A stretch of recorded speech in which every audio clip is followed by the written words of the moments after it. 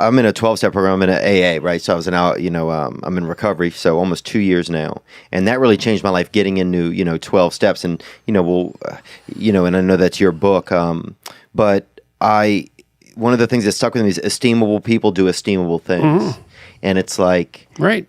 And it's like when you have that choice to do something It's better than right. alcohol, man. Yeah. Yeah, and the funny thing is, if you're trying to stop drinking, you need something better than alcohol. And alcohol's pretty good. Yeah. So you better find something a lot better, man.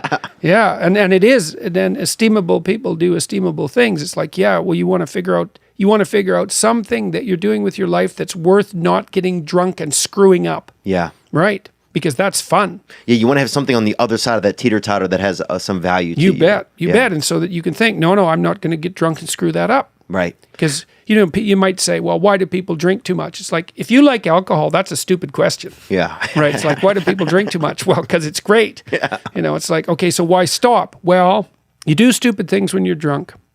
You hurt yourself. You compromise your health. It's really hard on the people around you. You tend to turn into a liar, and it screws up your life. Yeah. It's like, but it's pretty fun. Yeah, well, it is. But you need something better than that. And what's better isn't being straight and not making mistakes. It's like that's all prohibition in some sense. What's better is, no, you need an adventure, man.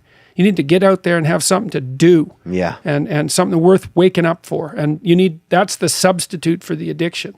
Actually, the addiction is the substitute for that, if truth be known. Right, but eventually you can flip that around, and you can find the much girthier and more. There's a lot of sexy weight in having self-worth, and that's what I've started to slowly find in my life. Yeah, and you might also, like, the thing too is, there's something kind of, I don't know, the bar scene, the heavy drinking scene, there's something kind of edgy about it, and something kind of adventurous about it. And, you see that, it's kind of dramatized in people like Tom Waits, who's got that real hard edge, or Johnny Cash, or people, hard-living guys. Oh, yeah. Guys with 6 or 7 livers in them. Yeah, exactly. Yeah, well, there's something kind of romantic about that. Yes. And fair enough, but, well, then what that means is you have to build something like that into your own life.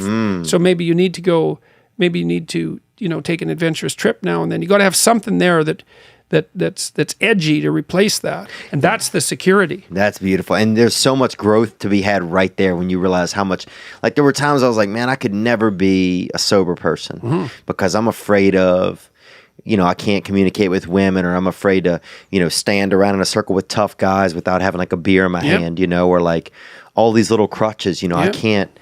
And then I remember when I got like 90 days sober, I was just like, holy shit, man, like, it was like the first time I'd ever done something like for myself, Yeah. And it just, man, it felt unprecedented. Yeah. Well, it was. It felt like I'd gone to the moon almost. How old were you when you started drinking?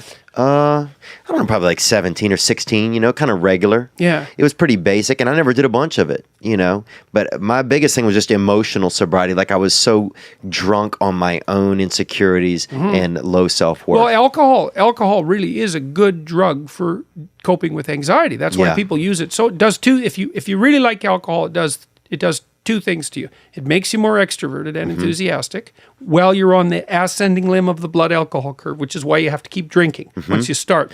Because if you plateau, that goes away. So you got to keep drinking.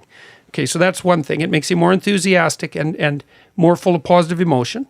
And the second thing it does is reduce anxiety. Yeah. And so if you are a bit more socially anxious, and you also have that positive response to alcohol, which everyone doesn't have, by the way, then it's a great drug. But the problem is it's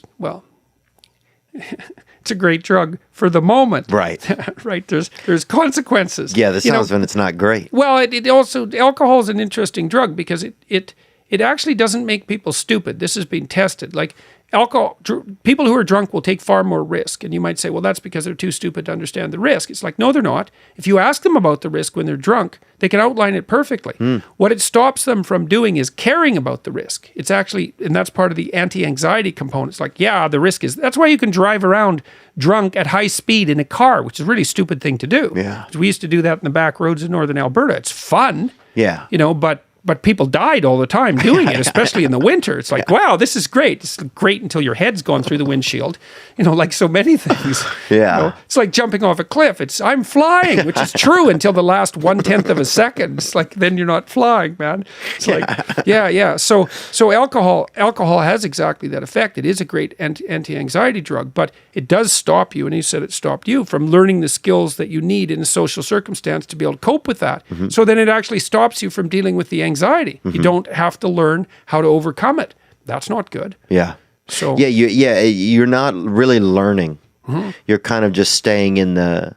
You're baiting you're kind of meeting the anxiety with a little bit of light medication, but you're never getting through whatever the anxiety was. Yeah, you don't have to learn the skills. Well, you said you like to stand there with a beer in your hand. Well, it gives you something to do. You didn't know what else to do. And then you didn't have to learn.